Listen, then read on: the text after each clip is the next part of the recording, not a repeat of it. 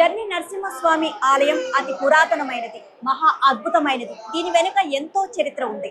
మరి ఈ ఆలయం విశిష్టత గురించి మనకు తెలియచేయడానికి ఇక్కడ ఆలయ పండితులు నరేష్ పాఠక్ గారు మనతో పాటు ఉన్నారు. గురువు గారిని అడిగి మరిన్ని విషయాలు తెలుసుకుందాం. నమస్తే గురుగారు. నమస్కారం. ఓం ఉగ్రవీరం మహావిష్ణు జలంతం సర్వతోముఖం నారసింహం భీషణం భద్రం మృత్యునమామి. అందరు భక్తులకి స్వాగతం. నా పేరు నరేష్ పాఠక్, పరంపర నుంచి ఇక్కడ పంతుగారు.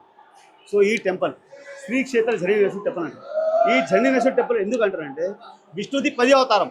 10వ అవతారంలో 4th అవతారం అంటే నరసింహ అవతారం. 4th అవతారం అంటే అది చాలా ఉగ్రం. హిరణ్యకశ్యపుకి వధ చేయడానికి నరసింహ అవతారం అయింది. హిరణ్యకశ్యపుకు వధ అయిన తర్వాత కూడా వాళ్ళ ఉగ్రరూపం శాంతం కాలేదు. అది చాలా ఉగ్రం. ఆ ఉగ్రరూపం చాలా రాక్షసులు వధ చేశారు. సో ఇది దండకార్యం. సో ఈ దండకార్యాన్ని కూడా ఒక జరాసుర రాక్షసు ఉండేది ఈ గుహేల. ఆయన ఉండే ఇల్లు రాక్షసుడు జరాసుర అన్న పేరు. లోపల శివాలయం కూడా ఉంది. ఆయన శివభక్తుడు.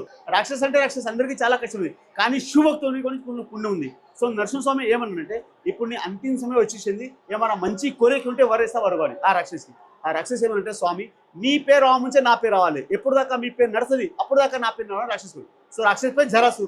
జర అంటే మంచిది. సరైన వధ చేసి తను ఉగ్ర అవతారం జల రూపంలో ఇక్కడే శాంతమైపోయింది. లోపల మెయిన్ టెంపుల్ ఉంది. ఇక్కడ నుంచి 300 మీటర్స్ 1 ఫర్లాంగ్ లోపల పోవాలి. 7 టర్నింగ్స్ ఉంటుంది. 365 days 24 ఫ్లోయింగ్ వాటర్. ఇట్లా ఉంటే టెంపుల్ మీరు గూగుల్ చేసిన యూనివర్స్ ప్రపంచంలో ఎక్కడ లేదు. చాలా జాజ్వాలు, చాలా మిరాకిల్స్, అన్ని కోరికలు